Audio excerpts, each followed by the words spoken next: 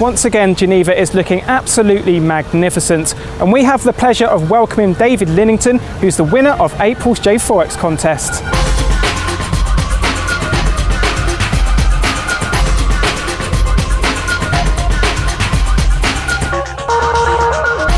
Before we take a more in-depth look at the winning strategy, we can catch up with Mr. Linnington, who is here enjoying the Geneva Forex event. How's this whole experience been for you? Being flown over to Geneva, now you're at the Geneva Forex event. It's been really wonderful. It's been top-notch the entire time. I've really had a good time. And what's your impression of Geneva been? It's a beautiful town, had beautiful weather, lots to see here. I've really had a good time. And what about your background? Because I'm sure lots of people want to know what sort of profession you have to become such a successful J4X programmer. Well, my background is I'm a chemical engineer. I work for an oil company, and I just kind of do this as a hobby. It really has nothing to do with my regular profession.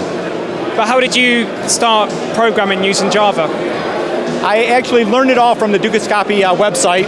I looked at the samples of code that's provided on there, and I've learned everything from there. So have you found it quite simple to get used to? I wouldn't say simple. It's been a little bit of a learning curve, but definitely worthwhile. So what's the future for you now? Are you going to quit chemical engineering and become a full-time trader? I think I got a long ways to go before I do that, but in the meantime, I'll continue to develop my skills.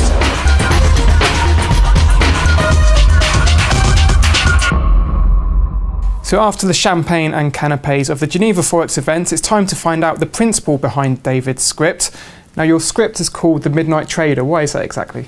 Well, it would set up a buy and sell order for the each currency based on the previous day's high and low of the day. Midnight, it goes through and it looks at the previous day highs and low.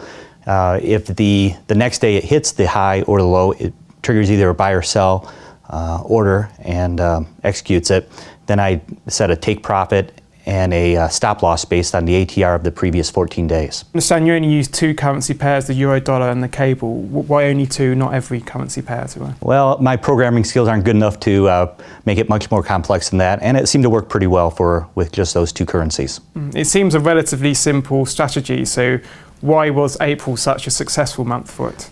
I cannot say. It's a random thing, I think, is why it works so well in that 1 month. It has to have a good trading, it has to be a good trending type of month, and it just worked out very well. Yeah, so how would you describe the market conditions in April which made it so favorable? It just kept climbing and kept buying at the right prices and selling at the right prices. And I must admit that other months, like this month, hasn't been quite as successful, but I'm keep trying to improve the program. Yeah, so how are you trying to improve the program? I'm looking at various indicators to determine if it's a trending or a trading market, and either buy and sell accordingly so it can profit in both types of markets. Yeah, and so you said you use ATR, but is that the only indicator that you use? It's not even an indicator. I use no indicators at all. It just strictly the high and low of the day, and the ATR was strictly used to set the stop loss or the take profit point. I'm looking more for using the highs and lows as support and resistance levels,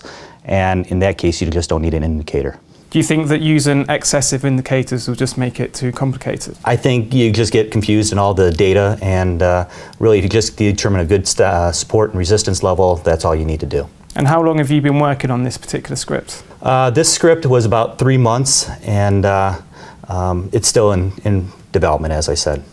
So Mr. Linnington shows you don't have to be a specialised programmer to win the Dukascopy J4X strategy contest. I'm Peter Lovegrove for Dukascopy TV.